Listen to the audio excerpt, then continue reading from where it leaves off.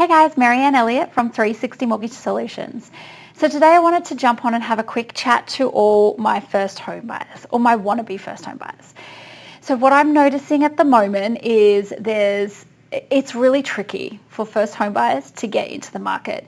And to be honest with you, I've been working with first home buyers for almost 10 years now. And over that time, I would say now is potentially the hardest time. And there's a range of reasons for that. Particularly it's because the property values have gone up so much in recent years that it can feel unachievable to be looking at properties when they've gone from $500,000 to now worth just under $1 million. That deposit amount you need has also increased because as the value of the property increases, so too does the deposit you need to contribute. And the incomes that I'm seeing haven't at all kept up with the increase in these property values. So it can be really tempting as a first home buyer to throw in the towel, say it's all too hard, I give up and I'm not going to bother. And to be honest with you, I really wouldn't blame you. The other thing I'm seeing is that there is a real lack of properties on the market available. So there's a whole lot of my first home buyers who have done all the legwork, put in place their pre-approval, and they're starting to look for properties. And the pool that they're looking at is already shrunk enough. The number of people looking means that their offers are getting missed out or they're too late. So they're constantly missing out on properties. And this can be really disheartening. So I can see why, particularly in this market, a lot of my first home buyers or a lot of you might be thinking, you know what, it's just too hard, I give up, I'm not going to bother. But I'm here to have a chat to you, a little pep talk about why you shouldn't think like that.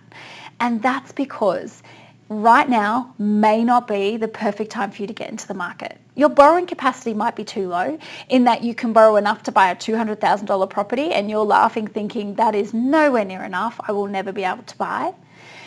Or you may not have a deposit. You may have no savings at all and you're struggling between paying rent, the cost of living, and you think, Maryanne, I'm never going to have any savings. What's the point?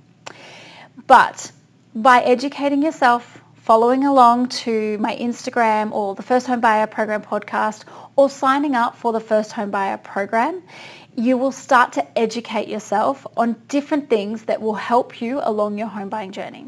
So whether you're ready right now or whether you're thinking I might be ready in the next 2 years or you don't even know when the time might come, right now you have the opportunity to start preparing yourself so that when and if the opportunity does come, you are ready and you can jump in. So I'd encourage you to start now taking the steps to educate yourself on what government schemes and grants are available to you. What other options? So think with an open mind. Can you consider rentvesting rather than buying your first home? And can you consider property share? Is guarantor loans an option for you? Start researching and looking into the market so that when the time comes, you've got all the information, you've got your list of questions and you're ready to go. And the other thing I would strongly encourage you to start doing is put in place a savings plan. This savings plan may be as little as $5 a week. That's all you can set aside. But when the time comes, it may have grown and added up to a nice little savings for you. And if nothing else, it will mean that you've got some extra savings at the end of the year come Christmas time when you might need it most.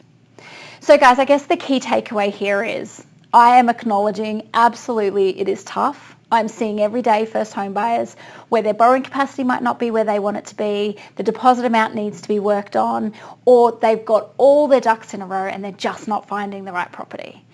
But this means we have two choices. We can choose to forget the goal, forget the dream, and just rent forever until something changes. Or we can choose to maybe not jump in right this second, but start to take the steps to prepare yourself so when the opportunity comes, you are ready. I'll pop a link below so you can find out more about the First Home Buyer Program, the First Home Buyer Program podcast, and also a free little mini course I have that might give you a little bit of momentum, a little bit of motivation to get started. Otherwise, guys, that's it from me. I hope you have a fantastic day, and remember, it is hard, but you've got this.